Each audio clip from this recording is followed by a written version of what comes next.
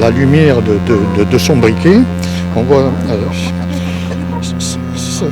sa mère, son frère et sa sœur à genoux sur le lit et qui nous regardaient avec des yeux écarquillés, hagards. Et lui dit, mais maman, mais c'est moi. Et puis elle a mis, je sais pas, peut-être 2 ou 3 minutes avant de réagir.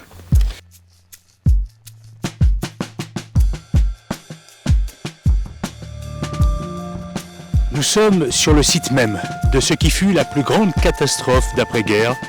C'était le 2 décembre 1959. Bonjour Daniel Castelli. Bonjour. Bonjour Yvon Allemand. Bonjour. Alors nous allons honorer le 61e anniversaire de la tragédie du barrage de Malpasset ce 2 décembre. C'est toujours un déchirement, Yvon. Oui, sûr, c'est toujours pareil. Hein. Pour nous, rien n'a changé. Tout est gravé dans notre mémoire. Nous avons subi cette catastrophe et malheureusement, ça ne s'efface pas comme ça.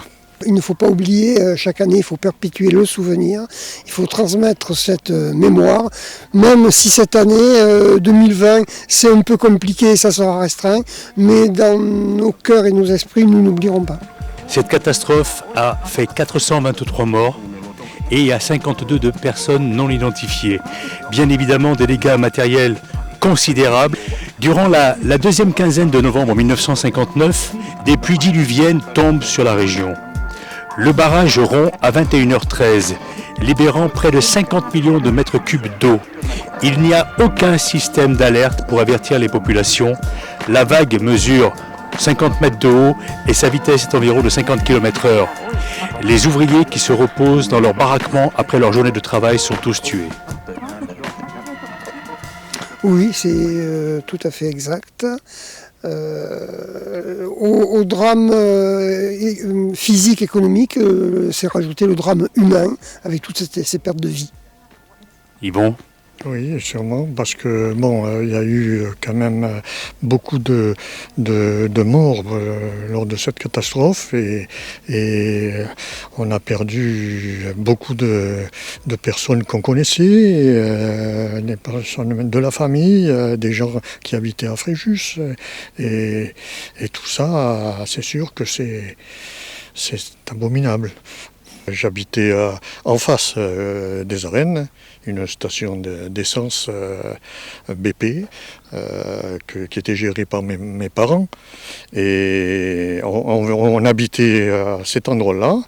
Et il y avait mon père, ma mère, ma sœur.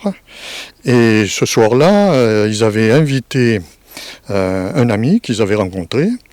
Et il avait invité à souper. Pendant que moi, j'avais décidé d'aller au cinéma ce soir-là à Saint-Raphaël. Et voilà, ça s'est passé au moment où j'étais au cinéma et quand le film s'est arrêté, il était aux environs de 9h20, 9h30 par là, et on a appris en sortant du cinéma que c'était le barrage qui avait cassé. Il y avait une file énorme de voitures qui arrivaient tout phare allumé. C'était à Saint-Raphaël, hein, sur le port, qui arrivaient de Fréjus et qui nous ont dit c'est le barrage qui a cassé. Et vous avez pu quand même rentrer chez vous ou pas cette nuit-là ? Alors, j'étais au cinéma avec un ami que j'avais été récupéré à 6 km du barrage. Actuellement, ça s'appelle le Clos des Roses. Et on avait été au cinéma ensemble avec d'autres amis qui avaient des motos. Et quand j'ai su ça sur le port de Saint-Raphaël, en sortant du cinéma, de suite, j'ai pensé que c'était chez lui, ça devait être terrible. Et on est parti, on a essayé d'y aller en moto, d'aller jusqu'à là-bas en moto, mais bon, quand on est arrivé au Pouvadou, en haut de Fréjus, pour prendre la départementale qui allait vers chez lui, il y avait plein de monde, et tout ça, ils nous disent, mais vous ne pouvez pas passer, c'est impossible. Alors, de là, comprenez réellement ce qui se passe à ce moment-là ou pas totalement? Pas totalement. Pas totalement. De là, on a essayé de longer la nationale 7 et on est pour arriver sur la colline derrière où ils habitaient, et on a traversé le bois et on est arrivé dans sa cour. Et dans sa cour, il faisait nuit. Mais il y avait une clarté parce qu'il y avait un léger mistral, donc pas un nuage, et on entendait de l'eau qui dégoulinait, un peu partout, et des cris. On entendait des appels. Et on arrive devant sa porte, la porte de la maison de mon copain. Il met la clé pour ouvrir la porte. C'était une maison à étage. Et au moment où il va l'ouvrir, il se dit, tiens, la porte est ouverte. Puis c'est bizarre. Alors il rentre et puis il appelle. Pas un bruit. Il allume son briquet et il me dit, on va monter à la chambre. Et on monte à la chambre, et en arrivant à la chambre, et à la lumière de son briquet, on voit sa mère, son frère et sa sœur à genoux sur le lit, et qui nous regardaient avec des yeux écarquillés, hagards. Et lui dit, mais maman, mais c'est moi. Et puis elle a mis, je sais pas, peut-être 2 ou 3 minutes avant de réagir.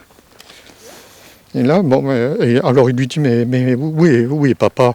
Elle lui dit, papa était chez le voisin, il a appelé au secours. Et là, il dit, il a vu il lui dit, écoute, ne t'inquiète pas, je vais aller avec Yvon, on va aller voir chez lui. Et de là, après, on est parti pour aller à Fréjus. On a fait le chemin inverse, en moto. Fréjus, quand on est arrivé juste au parking de la gare, là. En bas de la place Agricola, il y a un mur vert. J'ai posé ma moto contre le mur, et il y avait un monde fou tout autour, devant l'entrée de l'avenue de Verdun, et avec les torches électriques, on arrivait à voir qu'il y avait un amas de meubles, il y avait des voitures bouleversées, des platanes, tout ça, c'était impossible de franchir. Et de là, on se décide avec le copain d'essayer d'y aller par la voie ferrée, parce que le ballast étant plus haut, tout le long, on devait pouvoir arriver, la station était en bordure contre la voie ferrée. On passe la barrière de la voie ferrée, et au fur et à mesure qu'on avance, on voit des wagons qui étaient déraillés, un wagon qui était couché. Et à un moment, la voie ferrée qui vrille, qui était complètement droite. Et à un endroit, il y avait plein de débris, de tout. Et on voit une torche électrique arriver en face de nous, c'était un cheminot, et qui arrive, il nous fait, malheureux, n'allez pas plus loin, vous ne pouvez pas. Alors le copain il lui explique, il lui dit, mais Yvon habite là-bas, on peut. Il nous dit, bon, mais venez, je vais vous amener. On l'a suivi avec sa torche, et on est arrivé à l'endroit où le ballast est coupé net. Tout d'un coup, il n'y a plus rien, c'est net. Ça, c'est quoi. Et la station se trouve à peu près à 50 mètres de cet endroit-là. Et dans la torche électrique, le faisceau de la torche, on voit qu'il n'y a rien. Vous comprenez, vous, à ce moment-là, la situation? Oui, parce qu'il n'y a pas de mur, il n'y a pas de maison, il n'y a plus rien. Il n'y a plus rien. Et de là, on est parti à Saint-Raphaël. En plus, j'avais crevé avec la moto, on est parti à pied. On est arrivé à 3h du matin à Saint-Raphaël parce que j'avais un petit cousin de mon père qui habitait Saint-Raphaël. Et on a réveillé l'immeuble. Et bon, et là, quand le cousin a appris ça, il dit, oui, c'est vrai, j'ai regardé la télé était coupée au moment où il y avait l'émission d'Achille Zavata. Et il dit, mais à cette heure-ci, on ne peut rien faire. On va attendre que le jour se lève, et puis je vous amène là-bas. Et au lever du jour, on y est retourné. On a pu passer à pied. Il y avait plein de sauveteurs, il y avait déjà de l'armée et tout. Dans l'avenue de Verdun, on a pu avancer jusque devant l'endroit où devait être la station. Et là, en effet, il n'y avait plus rien. Il n'y avait plus rien.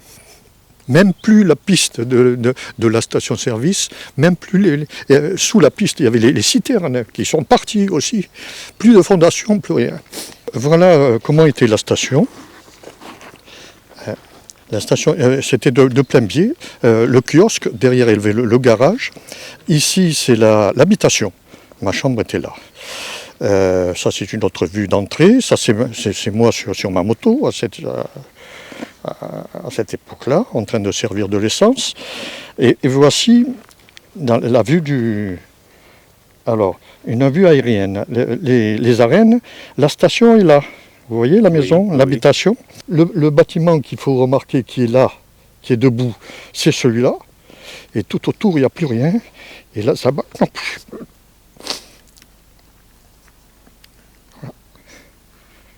Voilà, 17 ans, je me suis retrouvé sans plus rien. J'ai perdu mon père, ma mère, ma soeur et l'ami qu'ils avaient invité ce soir-là. J'avais 17 ans. C'est le cinéma qui m'a sauvé.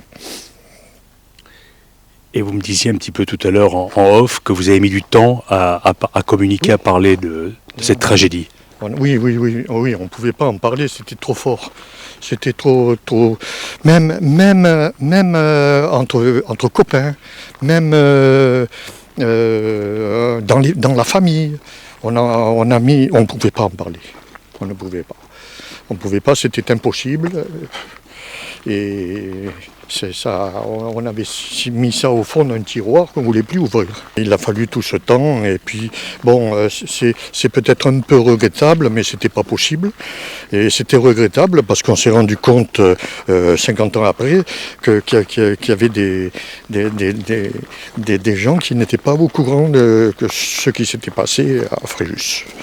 Moi qui ne suis pas originaire de la région, pour tout vous dire Yvon, j'avais pas entendu parler de cette tragédie-là et pourtant j'ai pas 20 ans et je pense qu'aujourd'hui ça doit être inscrit dans l'instruction civique, dans les programmes me semble-t-il. Ah oui, ça serait bien parce que bon, je sais que nous en tant qu'association, il nous arrive d'être appelés par des instituteurs, des professeurs pour pouvoir en parler dans leur classe, pour pouvoir témoigner de ce qui s'était passé, surtout au moment des commémorations.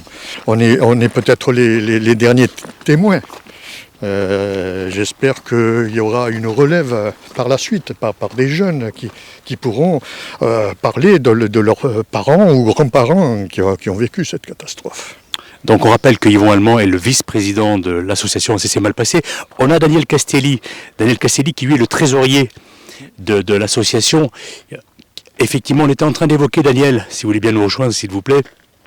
Nous évoquions avec Yvon le fait que cette tragédie soit inscrite dans les cours d'instruction civique, on va dire, sur la zone de Fréjus et au-delà, là, quand même, soyons clairs et nets là-dessus, à défaut que ce soit vous qui ayez en parler en tant qu'association. Qu'en pensez-vous ?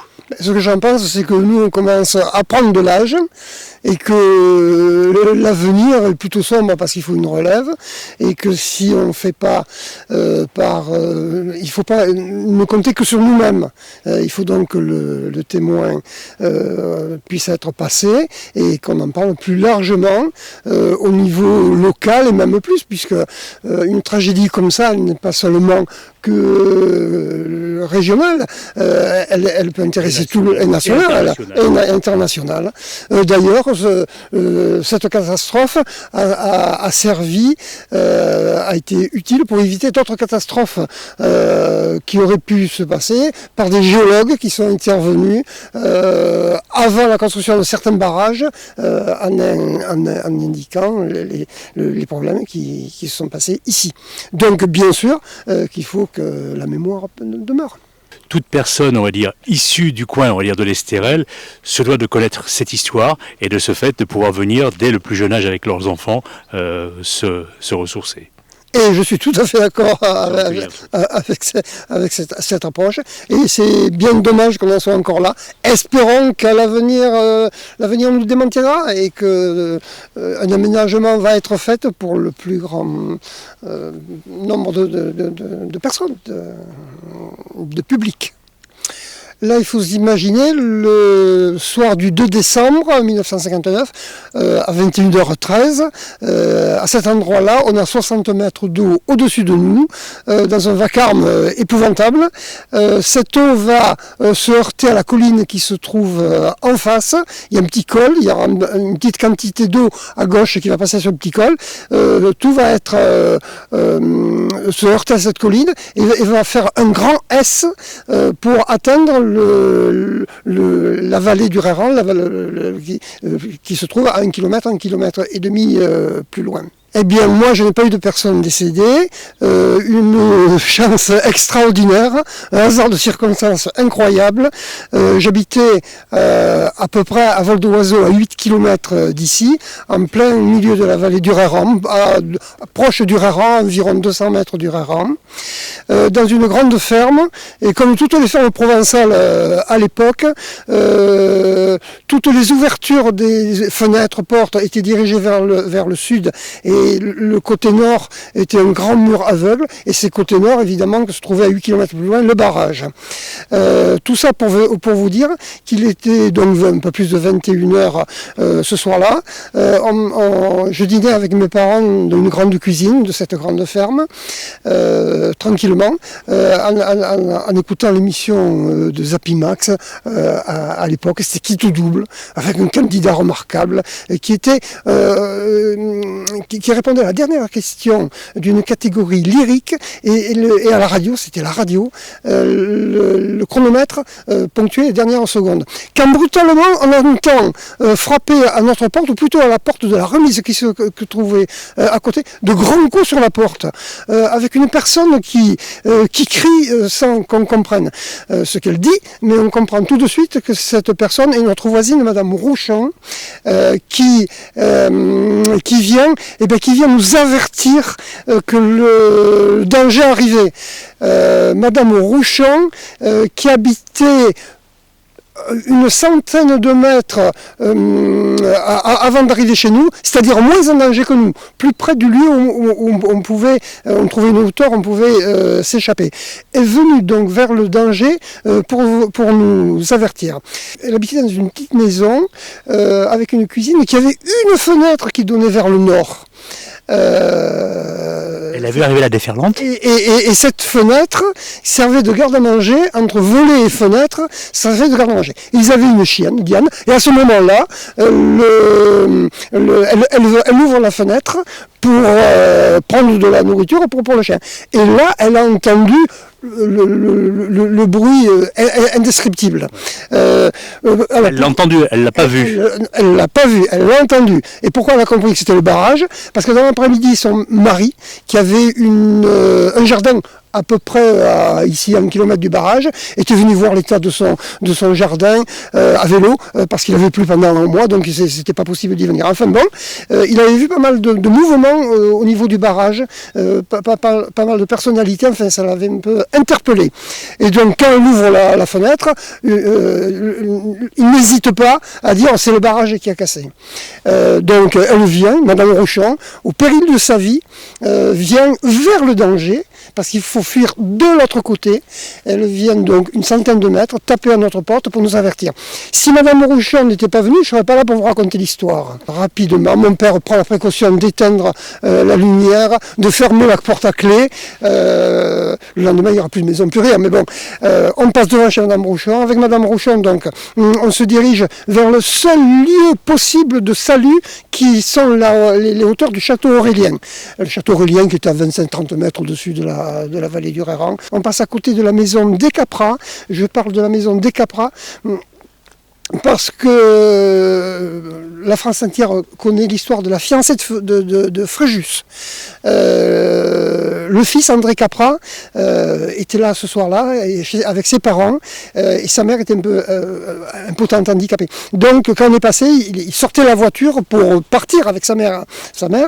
Mais bon, il a fallu trop de temps. La vague les a pris et ils ont été emportés et ils sont morts. Il était donc fiancé à une jeune fille qui s'appelait Irène Jodard et qui était enceinte. Et elle a tout fait pour pouvoir se marier à titre posthume avec André Capra. Le général de Gaulle à l'époque, qui était chef du président de la République, a réactivé une loi de l'armée qui permettait les mariages posthumes avec l'accord du gouvernement, etc. Mais nous, donc, on se dirige sur le pied de la pente qui était très broussailleuse, rocailleuse, pour arriver au château Aurélien, le seul endroit de salut, parce que c'était en hauteur. Et à ce moment-là, dans les fourrés qui étaient des ronces et les fourrés qui étaient difficilement franchissables, mais je ne pense pas que ça nous ait arrêtés, je vois à 10 cm, la pente était raide, à 10 cm du pied, une écume, la vague arrivait. La vague nous atteignait, quand nous a atteints, quand on était hors de portée. Et à ce moment-là, le ciel, une immense gerbe d'étincelles est partie vers le ciel, qui a éclairé toute la plaine, qui était donc un reflet de cette gerbe, qui était depuis le château Aurélien jusque de l'autre côté, on va dire, je ne sais pas, à 800 mètres, 1 kilomètre, aux intendances, à l'époque aux intendances militaires, Décathlon aujourd'hui, c'était il n'y avait que de l'eau. Et cette gerbe d'étincelles, c'était le premier des pylônes à haute tension qui se trouvait dans la vallée du Réran. Et là, EDF a noté 21h34. C'est à ce moment-là que l'électricité a été coupée à Fréjus et dans toute la zone avoisinante.